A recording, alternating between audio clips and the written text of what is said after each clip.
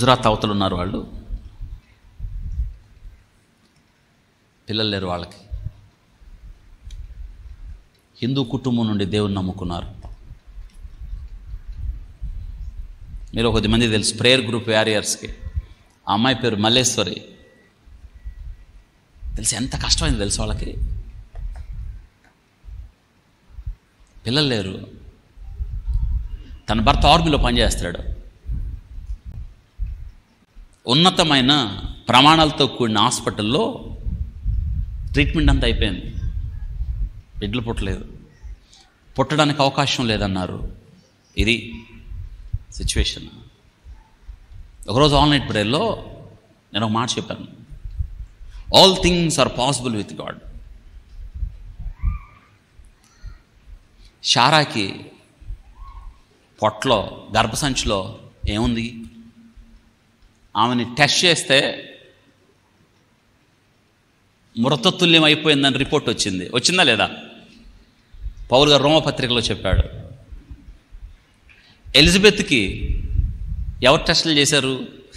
ఎవరు రిపోర్ట్ ఇచ్చారు? All things are possible with God. మన కన్నీరు దేవుని తెలుసు.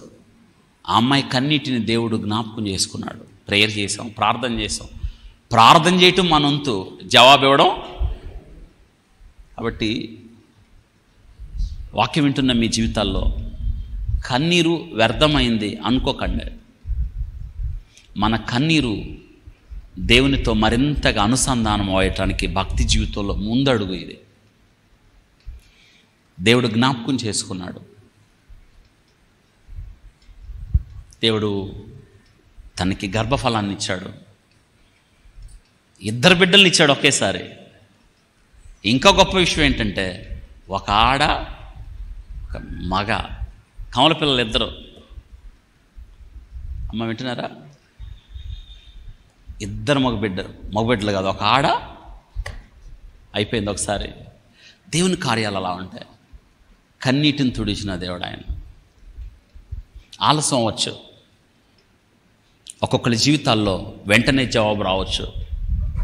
ఒక్కొక్కరి జీవితంలో ఆలస్యం అవ్వచ్చు. ఒక్కొక్కరి జీవితంలో జవాబు రానట్టుగా అనిపించవచ్చు. కానీ ఒక విషయం, జవాబు వస్తుంది,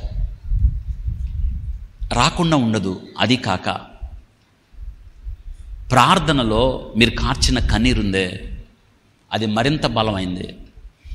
జవాబును ఖచ్చితంగా తెస్తుంది. ఎందుకంటే దేవుని ఎదుట ఉన్న కన్నీటి బుడ్డిలో నీ కన్నీరు అక్కడ దాచబడింది. ఎందుకు దాచాడంటారు? మీ కన్నీటిని ఎందుకు దాచిపెడతాడు? మనం ఏదైనా అవసరం ఉంటేనే దాచిపెడతామా కాదా? అంటే మీ కన్నీటిని దేవుడు ఎందుకు దాచిపెట్టాడంటారు? ఒక దినాన దేవుని సమయంలో నువ్వు కార్చిన కన్నీరు తిరిగి బహుమానాన్ని తేవడానికి, అంటే దేవుడు తన జ్ఞాపకములో ఉంచుకోవడానికి. అందరూ చెప్పండి, దేవుడు తన జ్ఞాపకంలో. ఇది మనం నేర్చుకోవాలి.